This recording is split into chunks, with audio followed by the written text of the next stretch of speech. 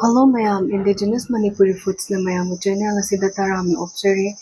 Ngasi oksa thongba gi requested video amamuk puduna lakjare adudi khoi haunaba tawrase. Sa se sumaina chong chong ka pire ko piece se.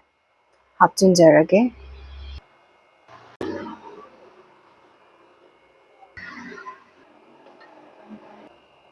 Haujikti mahi hapchilase. Makum kupsilaga sauba ngai minarase. Saugalae makum hangdoga check tawse.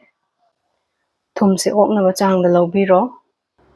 Morok sisu apamba changda lawbiro. Tejpata se khatang hapjarage.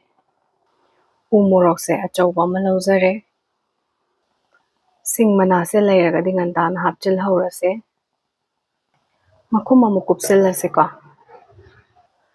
Flame do medium na thambiyo. Minute nipan gi matung tang hangdoga yengse. Sing do khara yamna lawjare ko. Do hapchinjarage. Amtang okhaijage. Makum amuk kupsinse medium flame da thambiyo sum. Minute kun manga mukti laijare. Amuka yengase. Khamena sinbado khara hapchilase ko. Macha ani khak lawjabane. Samaroi do khara hapchinjarage. Ngasi aigi injang je maru marang yengang adagi masala amata hapchadre. Thongi basasi ki authentic taste to adu phangnaba thongjabane. Maroi da su aina sizinazari se samaroi ne sing ne aduga chanam khaktane. Makum amuk kupsilaga sauhalase. Minute se tara manga muk sujilae. Amuk hangdoga yengase.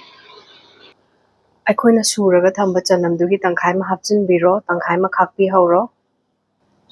Amtang otlase.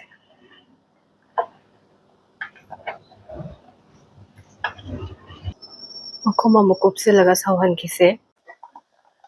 Sumaina maru maranga haptabi masala ga haptabi da oksa thongba se. Koina manam namhaloge hai taragadi mai se medium to low da thamaga tabli asum sauhanbiba pa. Adumai tawhalaga mun taragadi sa se magi manam do leiteba. Aduga karigumba koina mai se pura high flame da thamaga thuna thonge haina khalase aduga sa se sat pudi mullani dana ko aduga mai manam se sum leihobane. Aduna ni aina medium to low da thamaga sauhanjari se. Haujikti sa se makum hangdoga thotri phawga sum sauhalase. Thongjare ise hek haurakpadagi pungani phajillai ko. Yesu chawbaga adagi masala haptabagi maramna khara medium flame da tamna sauhanjabani. Haujikti sagi manam su loi kokre. Haujikti high flame da minute manga mu thamjarage. Oksa thongbirao haina haibirakpado yamna nungai. Mayamgi requested videos singdo mathang tawjaraknaba hotnajari. Masigi kuthong sisu mayamna soidana try tawbiyo. Aduga channel asibu like, share, comment, subscribe tawba kawbiramgano. Aduga hype ki button thokpa kangbuda. Adu singduna hype tawba kawbiramgano. Haujikti ngasai khakjaba chanamdo chaisinjarage.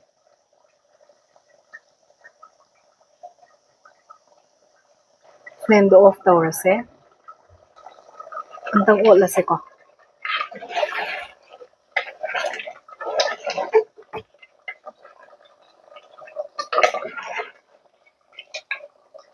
Plating tawnaba tawjarage.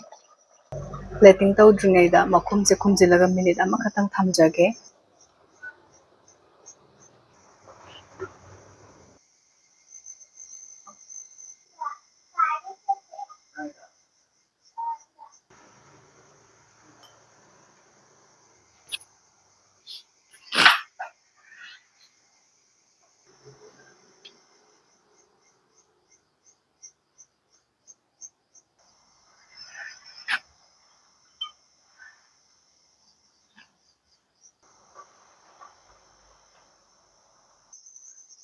Adudi mathangi blog ta mu unarase. Khurumjari mayam.